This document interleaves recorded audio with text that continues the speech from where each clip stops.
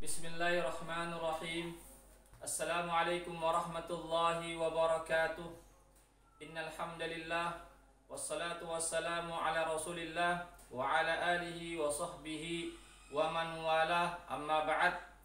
Kaum muslimin dan muslimat yang dirahmati Allah Subhanahu wa taala.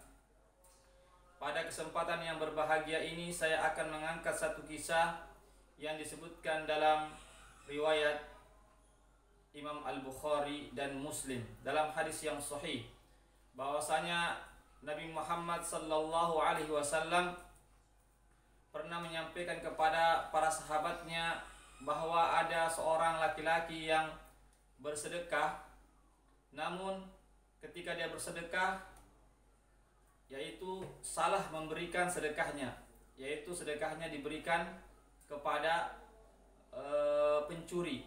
Namun dia tidak mengetahui bahwasanya yang diberikan sedekah itu adalah seorang pencuri. Maka keesokan harinya orang-orang mengatakan, "Oh, itu fulan, dia kenapa bersedekah kepada seorang pencuri?" Maka sampailah berita kepada laki-laki yang bersedekah itu. Maka dia pun mengadu kepada Allah seraya mengatakan, "Ya Allah, segala puja bagimu ya Allah. Saya sudah salah memberikan sedekah, bukan kepada yang orang yang berhak untuk mendapatkannya.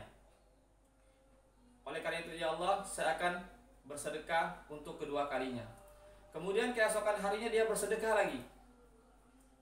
Ya, kemudian dia untuk bersedekah lagi kedua kalinya, namun untuk kedua kalinya ini dia salah lagi memberikan sedekah. Ya, sehingga sedekahnya itu diambil oleh atau diberikan kepada seorang pelacur, seorang wanita pelacur, tanpa dia sadari bahwasanya yang menerima sedekahnya itu adalah seorang pelacur.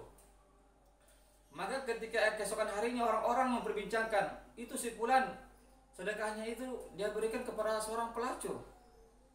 Ya, sehingga sampailah berita kepadanya, maka dia pun juga merasa miris hati karena telah bersalah memberikan sedekah bukan kepada yang berhak mendapatkannya. Maka dia pun mengadukan kepada Allah Subhanahu wa taala, "Ya Allah, segala puja bagimu ya Allah. Saya sudah salah memberikan sedekah, ya, dan saya akan bersedekah untuk ketiga kalinya lagi." Kemudian dia pun bersedekah untuk ketiga kalinya lagi, karena sudah merasa bersalah dua kali dia bersedekah yang bukan pada tempatnya, bukan kepada orang yang berhak menerimanya. Maka dia pun bersedekah untuk ketiga kalinya. Namun apa yang terjadi jamaah sekalian, untuk yang ketiga kalinya dia salah lagi memberikan sedekah. Justru yang diberikan sedekah kepada orang kaya, bukan orang yang berhak menerima sedekah itu. Maka keesokan harinya orang-orang pun memperbincangkan bahwasanya si fulan itu bersedekah kepada orang kaya yang bukan pada tempatnya, yang bukan orang yang berhak menerima sedekah itu. Maka sampailah ke berita itu kepada laki-laki yang bersedekah tersebut. Dia pun mengadu lagi kepada Allah, "Ya Allah, segala puji bagimu ya Allah. Saya sudah melakukan lagi kesalahan yang ketiga kalinya ini. Ya Allah." Akhirnya apa yang terjadi jemaah sekalian? Pas di malam harinya dia bermimpi. Maka ada suara yang mengatakan, "Adapun sedekahmu yang engkau berikan kepada pencuri yang tanpa kau sadari dia adalah pencuri, boleh jadi mudah-mudahan dengan sedekahnya itu dia berhenti daripada perbuatan mencurinya itu." Yang kedua, adapun engkau memberikan sedekah kepada seorang wanita pelacur yang kamu tidak sadari bahwasanya dia adalah seorang pelacur yang tidak berhak mendapatkan sedekah, boleh jadi dengan sedekahmu itu dia berhenti dari melacur. Yang ketiga, adapun engkau memberikan sedekah kepada orang kaya dan kamu tidak sadari bahwasanya itu adalah orang kaya yang tidak berhak untuk mendapatkan sedekah, boleh jadi dengan sedekahnya itu sebagai motivasi bagi dia, pelajaran bagi dia, agar dia juga menjadi orang yang memberikan sedekah kepada orang lain karena dia adalah orang yang kaya. Demikianlah jamaah sekalian yang dimuliakan Allah Subhanahu wa taala. Kisah yang sangat singkat ini memberikan pelajaran yang sangat-sangat berharga bagi kita. Bahwasanya selama kita ikhlas dalam berinfak, bersedekah, sekalipun kita salah dalam memberikan, selama kita sudah berupaya sedapat mungkin untuk mencari orang yang berhak namun salah juga pemberiannya, yakin itu akan tetap dibalas oleh Allah Subhanahu wa taala. Sebagaimana tadi laki-laki itu, dia merasa bersalah pada sedekah yang pertamanya, dia ternyata berikan kepada seorang pencuri. maka dia pun berusaha untuk mengganti sedekahnya untuk kedua kalinya. Ternyata dia berikan lagi kepada seorang pelacur tanpa dia ketahui, maka dia juga merasa bersalah. Dia ganti lagi dengan sedekah yang ketiga, ternyata juga salah. Dia justru berikan kepada seorang yang kaya yang tidak berhak mendapatkan sedekah. Tetapi apa ketika dia bermimpi? Tentu ini mimpi bukan dari setan, tapi dari Allah Subhanahu wa ta'ala. Karena apa? Boleh jadi sedekah yang kau berikan kepada pencuri itu justru dia akan menyebabkan dia berhenti dari mencuri. Artinya apa? Kita bisa menganalisis di sini. Boleh jadi orang itu mencuri karena tidak ada uangnya. Boleh jadi dia nekat mencuri karena tidak ada orang yang membantu dia, yang menyelesaikan problem keuangannya. Oleh karena itu, sedekah yang kita berikan kepadanya, meskipun tidak secara sengaja tentunya, karena dia bukan orang yang berhak, tapi qadar Allah tetapkan dia mendapatkan bantuan. Boleh jadi dengan bantuan dana itu akhirnya dia tidak lagi mencuri. Karena apa? Karena dananya sudah ada, ya, melalui sedekah itu. Sehingga pun dia yang tadinya ada niat untuk mencuri, atau dia profesinya mencuri, akan dia tinggalkan semua profesinya sebagai mencuri, atau niat-niat yang mencuri itu dia tinggalkan. Semuanya ada hikmahnya. Tidak ada sesuatu yang terjadi itu dengan tanpa hikmahnya. Yang penting kita ikhlas dalam mengerjakan sesuatu, dalam beramal soleh, termasuk dalam berinfak. Sedekah ini semata-mata tentu mencari ridha Allah, bukan mencari ridha manusia, bukan riya, bukan ingin sum'ah, ingin disebut-sebut dan seterusnya. Ya. Yang kedua, apa hikmahnya kenapa sedekahnya itu jatuh atau diberikan kepada seorang pelacur tanpa dia sadari?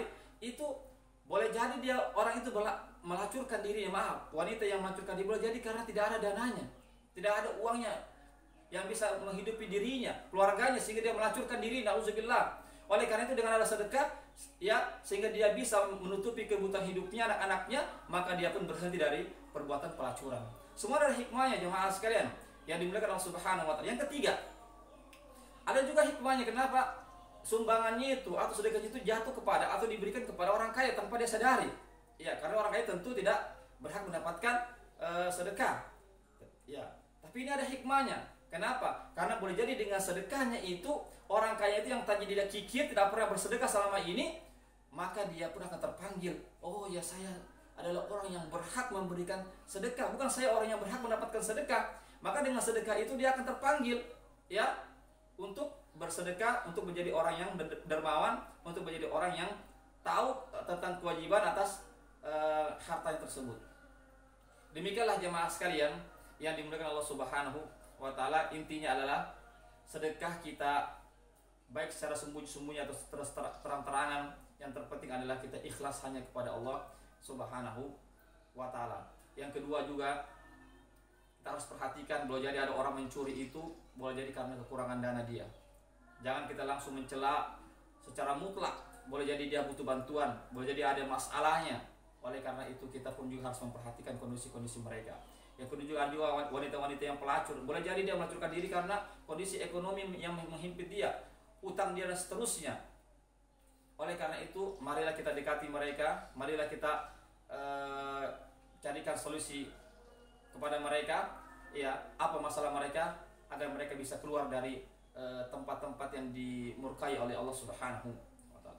Begitu juga kepada orang-orang kaya, ya, kita memberikan contoh sedekah kita agar orang-orang kaya juga terpanggil untuk, ya, berpastabiqul khairat dalam memberikan bantuan kepada orang lain. Karena tentu saja orang kaya terkadang dia tidak memberikan bantuan kepada orang lain, atau tidak bersedekah, atau tidak berzakat. Boleh jadi dia tidak mengetahui hukum-hukumnya, atau boleh jadi dia lupa, boleh jadi dia tidak ada yang mengingatkannya.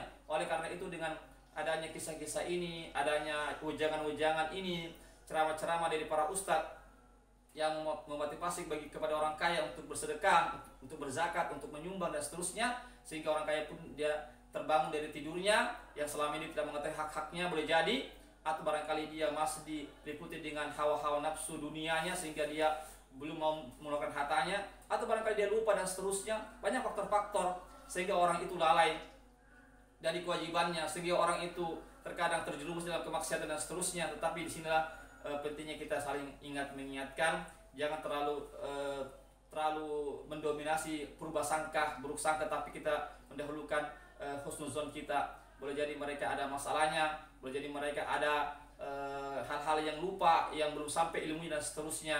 Oleh karena itu, wadzakir fa inna dzikra tanfa'ul mu'minin. Berikanlah peringatan, sesungguhnya peringatan itu bermanfaat bagi orang-orang yang beriman. Semoga kisah ini memberikan inspirasi kepada kita agar kita menjadi orang-orang yang ikhlas dalam melakukan amal soleh, termasuk dalam ikhlas dalam kita berinfak di jalan Allah Subhanahu wa taala. Yakin dan yakinlah, sekecil apapun yang kita infakkan di jalan Allah, selama kita ikhlas untuk membantu fakir miskin, maka Allah Subhanahu wa taala akan berikan ganjaran yang lebih besar di sisi Allah Subhanahu wa taala. Demikianlah, terima kasih atas segala perhatiannya. Wabillahi taufiq wal hidayah. Assalamualaikum warahmatullahi wabarakatuh.